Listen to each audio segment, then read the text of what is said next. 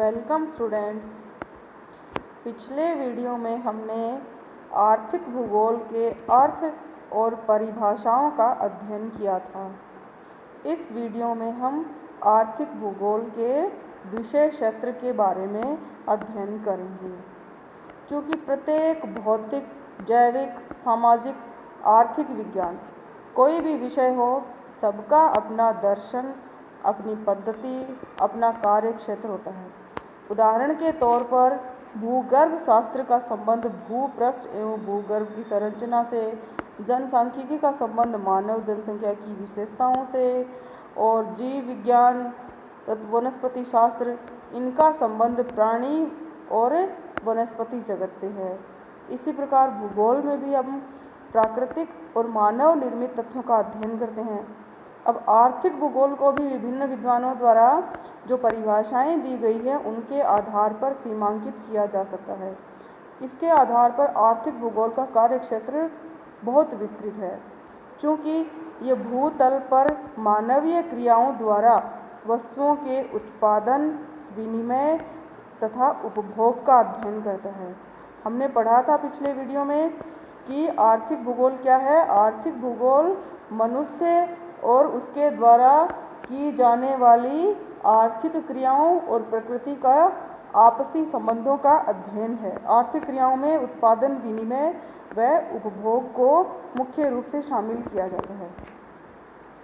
अब इसके विषय क्षेत्र के रूप में मानव की आर्थिक गतिविधियों के वितरणों और उसके विभिन्न प्रतिरूपों की क्षेत्रीय विभिन्नताओं पर प्रकाश डालने वाले कारकों और प्रक्रियाओं को शामिल किया जा सकता है। आर्थिक भूगोल के विषय क्षेत्र के कुछ मुख्य बिंदु हम पहला है आर्थिक क्रियाकलापों के वितरण का अध्ययन। इसमें आर्थिक भूगोल के अध्ययन में हमने आर्थिक क्रियाओं के वितरण प्रतिरूपों की भूमिका को पढ़ा था। यद्यपि आर्थिक भूगोल में केवल उन्हीं आर्थिक क्रियाओं को सम्मिलित किया जाता है जो भूपृष्ठ पर ठोस रूप में दृष्टिगत होती हैं, अर्थात जो क्रियाएं भूतल पर अपनी कोई न कोई छाप छोड़ती हैं। उदाहरण के लिए कृषि, खनन, उद्योग, परिवहन इत्यादि ऐसी ही आर्थिक क्रियाएं हैं जो कि भूतल पर मूर्त रूप में प्रकट होती हैं, जो कि हमको दिखाई देती हैं। कुछ आर्थिक क्रियाएं ऐसी भी होती हैं जो मूर्त रूप ग्रहण नहीं कर पाती और उनका भूतल पर कोई प्रभाव नहीं पड़ता। ऐसी आर्थिक क्रियाओं को आर्थिक भूगोल में प्रत्यक्षतः शामिल नहीं किया जाता, जैसे कर, टैक्स, राजस्व। ये हैं तो आर्थिक क्रियाएं, लेकिन भूपृष्ठ पर इनका कोई मूर्त प्रभाव नहीं पड़ता, इसलिए इनका अध्ययन हम आर्थिक भूगोल में नहीं करते। अगला है प्राकृतिक संसाधनों का मूल्यांकन एवं मात्राकरण। मूल्यांकन और मात्राकरण, इसमें देखते हैं कि आर्थिक भूगोल के अध्ययन में प्राकृतिक संसाधन, शक्ति, ऊर्जा संसाधन, खनिज और पशु संसाधन, इन सब के मूल्यांकन पर और इसके मात्राकरण पर कि ये किस मात्रा में है और उनकी गुणवत्ता कैसी है, इस पर विशेष बल दिया जाता है। क्यों? क्योंकि इससे संसाधनों का पोषणीय और समुचित उपयोग हो सकता है। आर्थिक भूगोल के विषय क्षेत्र का अगला बिंदु हम लेंगे अर्थतंत्र का वातावरण से संबंध का अध्ययन।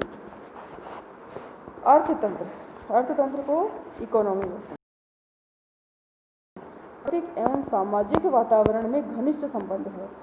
पर्यावरण का प्रभाव अर्थशास्त्र पर पड़ता है, वहीं अर्थतंत्र भी प्राकृतिक पर्यावरण को प्रभावित करता है, अर्थात ये एक दूसरे को प्रभावित करते हैं और प्रभावित होते हैं।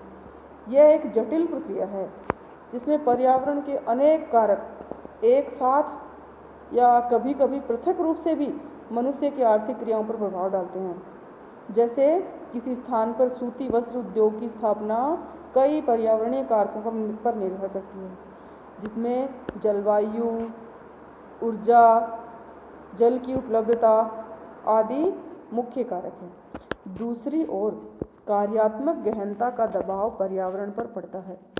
अतः दोनों पक्षों के मध्य एक ऐसे सम्यक एवं अनुकूल अभिष्य अंतर संबंध स्थापित करने का प्रयास आर्थिक भूगोल में किया जाता है।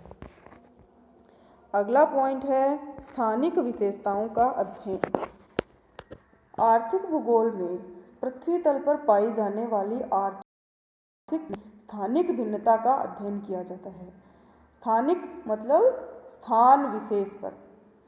आर्थिक भूगोल में प्रत्येक क्षेत्र की स्थानिक विशेषताओं का भी अध्ययन किया जाता है, क्योंकि विभिन्न भिन्न क्षेत्रों की अलग अलग विशेषताएं होती हैं और इन्हीं विशेषताओं का बृहद क्षेत्रों और संपूर्ण विश्व के संदर्भ में आर्थिक भूगोल में अध्ययन किया जाता है। आर्थिक भूगोल के विशेष क्षेत्र का अगला बिंदु है मानवीय संसाधनों का मात्राकरण एवं संभाव्यताएं। हमने देखा कि आर्थिक भूगोल के अध्ययन में प्राकृतिक संसाधनों के वितरण एवं मात्राकरण का बहुत महत्व है। उतना ही महत्व मानवीय संसाधनों के मात्राकरण और उनकी संभावनाओं के अध्ययन का भी है।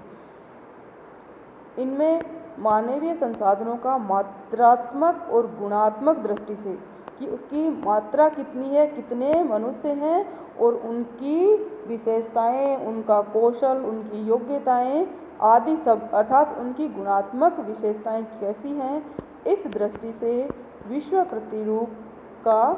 वितरण प्रतिरूप का अध्ययन किया जाता है।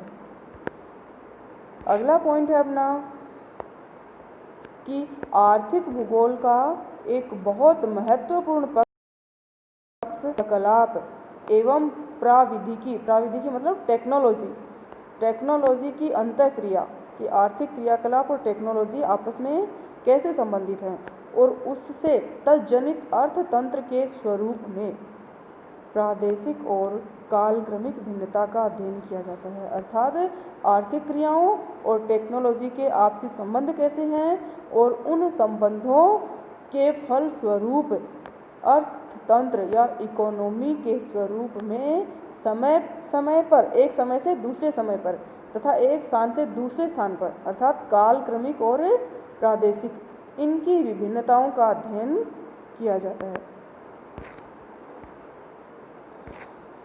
अगला बिंदु है हमारा आर्थिक भूगोल के अध्ययन क्षेत्र में सांस्कृतिक आर्थिक भूदृश्य, आर्थिक उन्नति स्तर, स्थानिक संगठन एवं प्रादेशिक नियोजन को भी सम्मिलित किया जाता है। उपर्युक्त जो बिंदु हमने पढ़े हैं उनके अलावा आर्थिक भूगोल में हम सांस्कृतिक आर्थिक भूदृश्य की धरातल पर कैसी सांस्कृतिक और कैसी आर्थिक विशेषताएं हैं, उनके फलस्वरूप कैसा भूदृश्य निर्मित हुआ है उनका भी अध्ययन किया जाता है।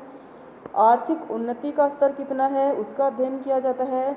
अलग अलग स्थानों के अलग अलग संगठनों का अध्ययन किया जाता है और रीजनल प्लानिंग क्षेत्र विशेष के विकास के लिए बनाई जाने वाली योजनाओं अर्थात प्रादेशिक नियोजन इसको भी सम्मिलित किया जाता है।